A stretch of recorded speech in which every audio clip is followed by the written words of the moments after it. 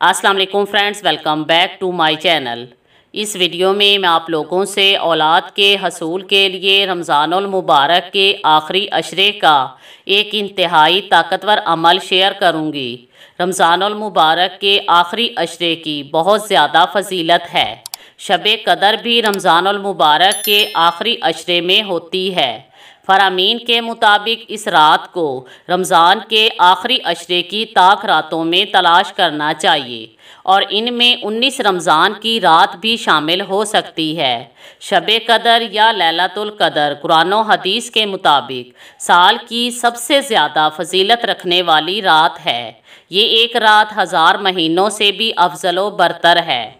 ये रात रहमतों के नज़ूल, गुनाहों की मग़फ़रत और ज़मीन पर मलाइका के नज़ूल की रात है। इस रात में दुआएं कबूल होती हैं और गुनाह माफ़ किए जाते हैं। बे औलाद लोग रमज़ानुल मुबारक के आखिरी अशरे से फ़ायदा उठाएं और आज का अमल ज़रूर करें। मेरी एक जानने वाली औरत ने इस अमल की बरकत से पिछले रमज़ान में शादी के 10 साल बाद कंसीव किया था।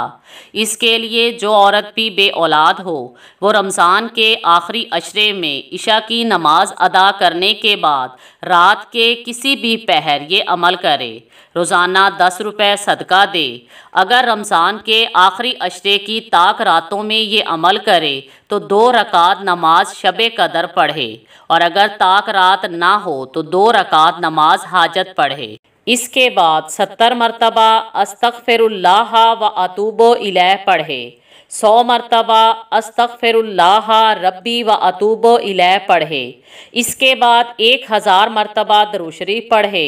एक बार सूरह दुखान पढ़े और 1000 मरतबा सूरह कद्र पढ़े और अल्लाह पाक से औलाद के लिए दुआ मांगे। इंशाअल्लाह ताला इस अमल की बरकत से इस वजीफ़े करने वाली औरत के मुकद्दर में औलाद लिख दी जाएगी और अगले रमज़ान तक इंशाअल्लाह ताला वो साहिबे औलाद होगी। Thanks for watching.